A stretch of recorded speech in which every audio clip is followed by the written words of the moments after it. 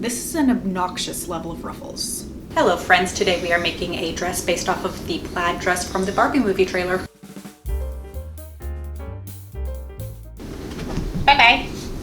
So what I originally thought was one dress styled two different ways, one with a bow, one with a belt.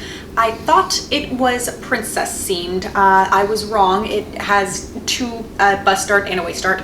That is neither here nor there, but that does mean that this is what I picked up. It is Simplicity's S9291, which is a Gertie pattern, of course, and I picked it up on one of the Simplicity pattern sales at Joann's, so it was a $1.99 pattern.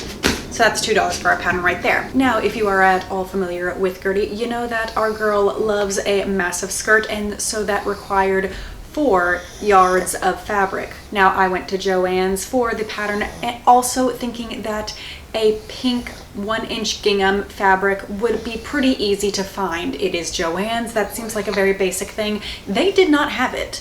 They had, I think, pink 1/4-inch gingham, but not full-inch gingham. So I went to Etsy. I will link the Etsy store down below. I really do like this fabric and highly recommend it. This Etsy store apparently specializes in fabrics for children's clothing, so it is very, very comfortable to wear.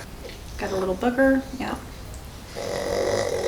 Oh, you're showgirl. So we got our new pattern. We got the pieces separated. We cut out the fabric. I got a new little toy off of Facebook Marketplace. It was a tiny serger. It was like 80 bucks for not a guarantee that it will work. I feel like it's relatively reasonable of a risk, but this serger did work. I had so much fun just going around all the edges. It was, I'm pretty satisfied. I'm pretty happy with it. So that is how I finished all my seams oh so professionally for this project. So that night I got my pieces cut, serged my seams, and sewed up the tubes for the straps. I was planning on getting a little bit more done that day, but I think that I read the directions wrong. I think that it said to cut the long tubes on the selvage, and I cut them on the fold. So I cut them far too long. I basically doubled the length, which meant turning them, especially turning at such a small circumference, was incredibly frustrating, a lot more frustrating than it needed to be. And I think that I poked through and made a hole in one. It was just a very stressful situation, so I just kind of let myself have a little bit of a break after that because I was just too frustrated with the project to continue. And you know, if you work in frustration, you're only going to work in mistakes.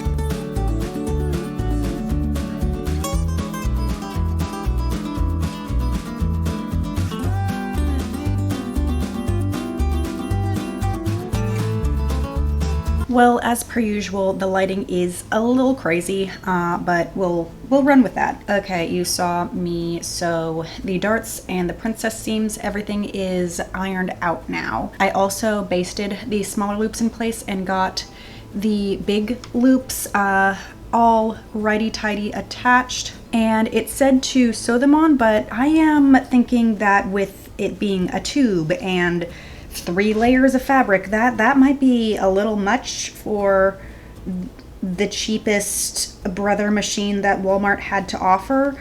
So I'm just gonna hand stitch that. I would say so far so good, but this is a little chaotic in the sense that I did not check my sizes. I'm usually a size 6 in commercial patterns, but I did not check like the measurements or anything like that, and that's probably going to come bite me back in the butt. This pattern of course has pockets. The pattern is not fully lined, but you know, because it's spaghetti straps, I should be wearing that long line strapless bra, because the long line strapless bras, you know, they just fit a little bit better than a regular strapless bra, and that I think should help me feel covered enough. I definitely plan on finishing this dress today and potentially starting packing for the convention. Needle is reknotted, packed in the tomato, and now we can move on with our lives. Here I have the top constructed with the liner bitty, the facing, that's what it's called, the facing pinned up here. And look, I even top stitched down these princess seams, that is a finishing that I might regret later if it does not actually fit. I did not sew the two back pieces together up until the marking because I got a slightly bigger zipper, because something that's weird about the way that dresses fit me, sometimes I just need a slightly longer zipper, and I thought that it would be easier to ruffle if it was in a sheet. So, you might have noticed that that is deviating from the directions because we are doing the method where we go in batches. I did the batch where I attached the pockets, and that led to the batch where I ironed down the pockets and the facing and then pinned everything all together. So the next batch is to straight stitch the skirt, the top. Then after that batch of straight stitching, I am going to set my thread length, my stitch length, to the longest stitch length, and my tension to the least tensioniest tension. And that will help me ruffle. I will ruffle at, like, I don't know, maybe a quarter seam allowance, and then maybe a little less than a quarter seam allowance, and maybe I will get to like a half-inch seam allowance. It just depends on how many rufflings we're gonna go, because we're gonna see if that allows the skirt to get ruffled so that I don't have to ruffle it by hand. I will ruffle it by hand if that is what is required, but I'm hoping that the machine ruffles will be enough. They will probably not be enough. They'll probably only get me like halfway there, but it's a start.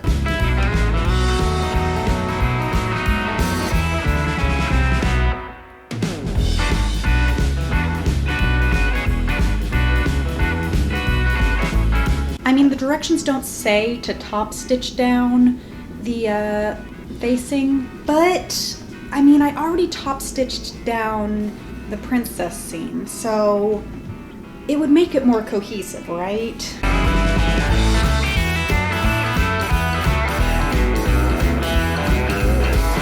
Gertie, my darling, this is an obnoxious level of ruffles. There will be no doubt that this is a Barbie cosplay. Oh, you are cumbersome now. Not nearly as cumbersome as the wedding dress, but still cumbersome. The zipper is pinned on one side. I am really hoping I don't accidentally sew the two sides of the dress together.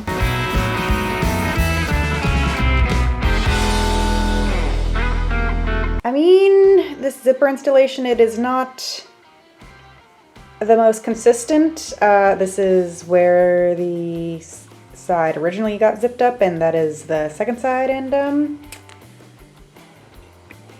that's a significant difference. This is like twice as much as this minimum. Maybe this is a third of this size. So that's not the world's best zipper installation, but it gets the job done. Also, here's a little hook and eye. I went and got a slightly longer zipper. Even though I had an appropriately sized zipper in my stash that the pattern called for, I went and got a slightly longer zipper. And that was a little bit too long, I will admit, but I was going off of what other patterns had failed me, and Gertie is not going to fail you with this one. Gertie's not going to fail you in this one. So basically, I should have done the Gertie instructions of having the same size zipper, sewing up the back seam. I probably would have still done the basting together for the zipper and installed the zipper in a similar way than I did this time, just because that's a pretty standard way to install a zipper. And it's how I install pretty much every zipper. Everybody and every zipper is gonna have their unique little flair on it, but that is the method that works for me. I swear it said to cut 2 on the fold. Apparently I misread, and instead of cutting 2 on the fold, it was supposed to cut 2 on the other way, just to cut 2, and not on the fold. So I accidentally made the straps twice as long. It's okay, we can fix that. But Gertie, I'm okay with the rufflage. I was just teasing you about the rufflage. We really got to talk about this length. This is short. This is short, girl. This is short. This is short. I'm probably gonna do the folding up a half an inch and then up another half inch so that I'm only losing an inch.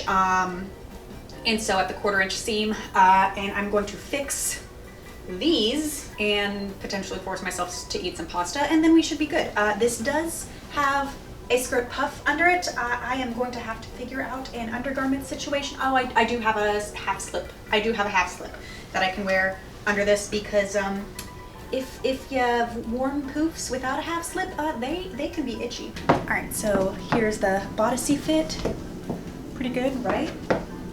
Not bad, not bad. I do not currently have the skirt puff under it, but I do have us on some pajama shorts, so that is giving it a little bit of a poof at the waist, but not too much, you know. It is currently 5:40, which means this section took about 5 hours plus maybe the 1 or 2 last night. So I would say this project is 7 hours long. Probably would have been less if I knew what I was doing to begin with, but you'll live and learn, you know. So this is going with me to the con. You can't just spring that on me though. Like I had no Erwin. Yeah, Erwin's upset too. Like, I had no indication that I was like, oh, I would totally be down to be your Ken. Do you happen to have a shirt that I could cosplay? I have fabric. I could have made you the Ken cosplay if I had known that that was something you were interested in. Mood Fabrics has tons of free patterns, but the train leaves in 5 hours. Can I actually, no, you're gonna have to tell me. I cannot actually download a pattern and make you a Ken shirt in 5 hours, right? Like you, no, okay. If you had told me this yesterday or this morning, I had free time. Do you know what I did with my free time? I watched Bridgerton. I didn't need to do that. I could have been making you a Ken shirt and we could have been matching Barbies. Kind of Barbie-ish ponytail. Pearls, because I've always had Barbies that have like earrings stuck into their skull, not actually dangly down ones. So, I feel like my makeup is relatively Barbie-ish, so let's have fun.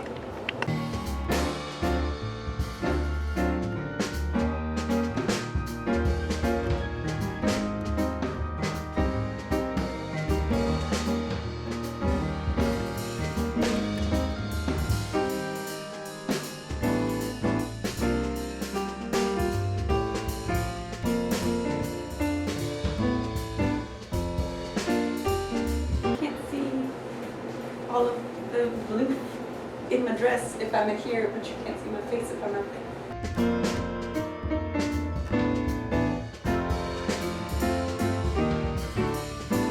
So, final reviews on the dress. I think that it is 9 out of 10. Pretty frickin' fabulous. Just the little issue with the bow, some issues with like just the errors of me installing the zipper. And when I make this pattern again, I would probably do a 1/2 inch seam allowance, just lowering the waist down just a hair because I have a slightly longer waist than usual. I know it. That's a thing with the patterns that have a little bit of issue fitting me. I just need to make the waist slightly longer. What else? Cost breakdown. Erwin, will you help us with the cost breakdown? Let's say the notions like the zipper, the bra strappy clippies, and the pattern. Let's call that maybe $10. Once again, the $1.99 pattern sale, usually the pattern would not be so cheap. So we're saying $10 for the pattern and notions. $40 for the fabric, that's $50. Then let's look at labor. I think I said 7 hours. Let's say $20 an hour. I live in Arkansas. We have a low living wage here. If you were going to compare it to somewhere like New York or California, it would be much higher. But in Arkansas, let's say $20 an hour. That would leave us at $140 for labor. You good? penny's not good. So when you count for materials and labor, that leaves us at $190. So have you made any fun little cosplays or closet cosplays this convention season? Are you going to any conventions, or are you just going to the Barbie premiere? Any fun things like that going on in your life? How would you make a spaghetti strap dress a little bit more wearable for every day, besides putting a shirt under it? Let me know down in the comments below, because I really like the pattern, but I don't think that I wear spaghetti straps every day. So just let me know down below with any questions, comments, or concerns. New videos should be up on Fridays, but not every Friday. So if I were you, I would like this video, subscribe, and hit that little bell icon so you know when I actually do post. As always, thank you so much for watching. Stay happy, stay healthy, and we'll see you next time. Bye.